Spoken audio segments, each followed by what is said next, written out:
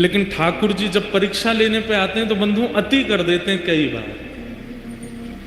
5 वर्ष की आयु हुई चंद्रहास जी की, और जो दाई मां उनको लेके भागी थी बचाने के लिए, अब उसके प्राण निकलने लगे। कोई नहीं है अब चंद्रहास जी का इस दुनिया में। माता पिता परिवार सब मारा जा चुका है, एक दाई मां है बस।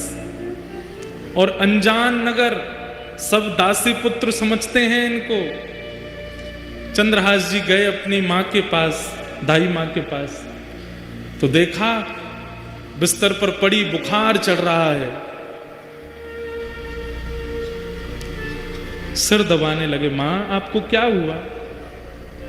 चंद्रहास का हाथ पकड़ लिया, बालक अब मैं जाने वाली हूं। आप जा रही हो? मैं किसके पास जाऊंगा फिर? मेरा कौन है यहां पे? माता पिता जा चुके हैं, आप मुझे यहां ले आई, मैं आपको ही मां मानता हूं। यहां सब लोग मुझे जानते नहीं है, मुझे कोई पूछता भी नहीं। आप भोजन कराती हैं तो मैं खाता हूं, आप मुझे नहलाती हैं तो मैं नहा लेता हूं। मैं किसके पास रहूंगा अब? सुनो चंद्रहास, इधर आओ। आज के बाद कोई पूछे तुम्हारे मां कौन है तो कहना कृष्ण मेरी मां है। कोई पूछे तुम्हारे पिता कौन है तो कहना कृष्ण मेरे पिता। कोई पूछे कि तुम्हारा आश्रय कहां है तो श्री कृष्ण के चरणार बिंदों को ही अपना आश्रय बताना। कोई पूछे तुम्हारा सर्वस्व कौन है तो कृष्ण ही तुम्हारे सर्वस्व है। बोलो चंद्रहास तुम्हारी मां कौन है? चंद्रहास रोते हुए बोलते हैं कृष्ण मेरी मां है।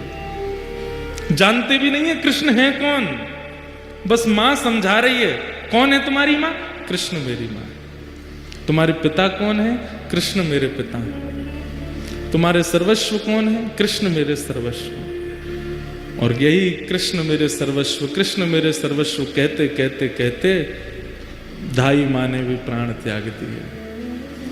अकेले रह गए हैं चंद्रहास पूरी दुनिया में, अब कोई नहीं है उनके पास। नारद जी कथा सुना रहे हैं और सामने बैठ के कृष्ण अर्जुन दोनों रो रहे हैं चंद्रहास जी का चरित्र। चली गई मां, किसी के घर में किराए पर या कैसे भी रहती थी, उन घर वालों ने अब चंद्रहास जी को घर से निकाल दिया।